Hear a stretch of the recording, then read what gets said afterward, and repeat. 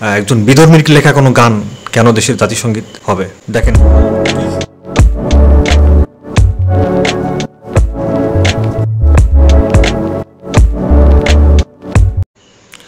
কাজী নজরুল ইসলাম থাকতে কেন রবীন্দ্রনাথের লেখা কোনো গান এদেশের জাতিসংগীত হবে?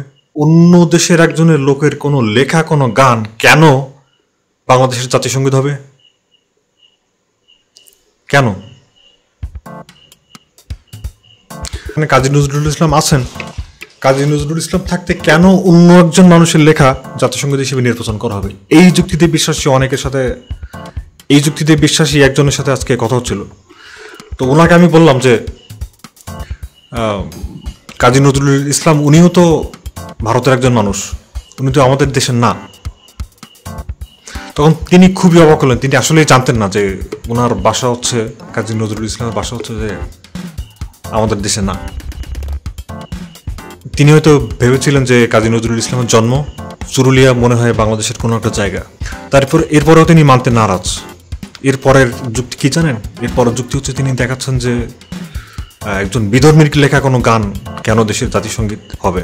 দেখেন কি খোটা লজিক। আসলে উনি জানতেনই না যে এর আগেই কাজী নজরুল ইসলাম অনেক আগেই খোদার আসন আরশ সবকিছু ছেদ করে ফাতা করে ফেলেছেন। এরপর আমি ওনাকে বিদ্রোহী কবিতার কয়েকটি লাইন শোনালাম।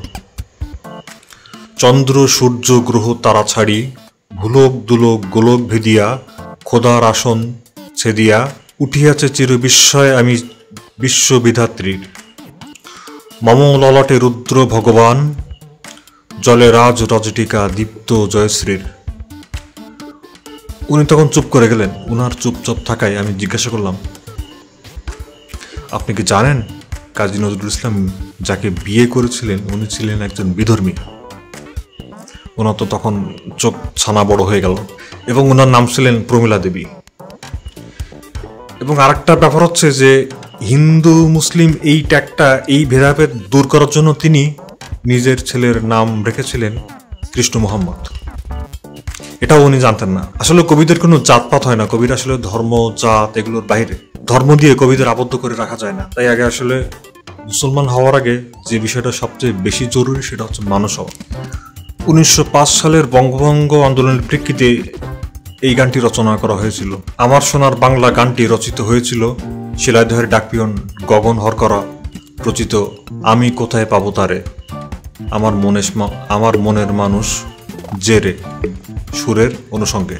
এবং যেভাবে আমার সোনার বাংলা গানটি বাংলাদেশের জাতিসংগীত হিসেবে নির্বাচিত হয়, 1971 সালের 1 মার্চ গঠিত হয় স্বাধীন বাংলা ছাত্র পরিষদ। এরপরে মার্চের 3 তারিখে ঢাকার পল্টনে অনুষ্ঠিত জনসভা শেষে স্বাধীনতার ইশতিহারে এই গানটিকে জাতিসংগীত হিসেবে ঘোষণা করা হয়। 1971 সালে 17 এপ্রিল মুজিবনগরে স্বাধীন বাংলাদেশের সরকার শপথ গ্রহণ অনুষ্ঠানে এই গানটি প্রথম জাতিসংগীত হিসেবে গাওয়া হয়। শ্রোতাদের পছন্দ অনুসারে বিবিসি বাংলার সেরা 20টি গানের মধ্যে এই গানটি প্রথম স্থান অধিকার করে।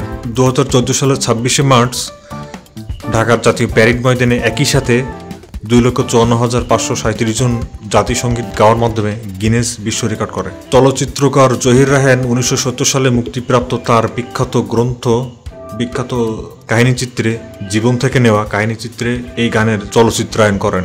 আসলে এই দেশটাকে ভাঙতে প্রতিদিন কত মানুষ জড়ো হচ্ছে, অনেক মানুষ প্রতিদিনই চক্রান্ত করছে। আমার এই সোনার বাংলাকে আজকেই ভালোবাসবেন না তোর কবে ভালোবাসবেন? চলুন সবাই দীপ্ত কণ্ঠে একবার নিজেকে বলি, আমার সোনার বাংলা আমি তোমায় ভালোবাসি। সবাই ভালো থাকবেন, সুস্থ থাকবেন, সুন্দর থাকবেন। সকলের দীর্ঘায়ু কামনা করে আজকে বিদায় নিচ্ছি।